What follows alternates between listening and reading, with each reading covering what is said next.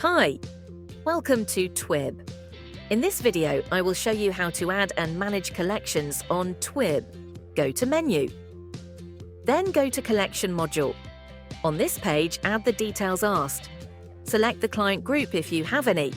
Now select the particular client. Under that, there is the specific due amount for that client.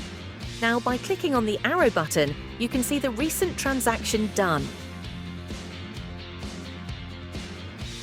Now enter the amount for the collection. Select the payment mode.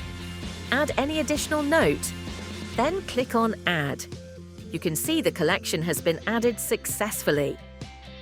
This is how you can add collections on Twib.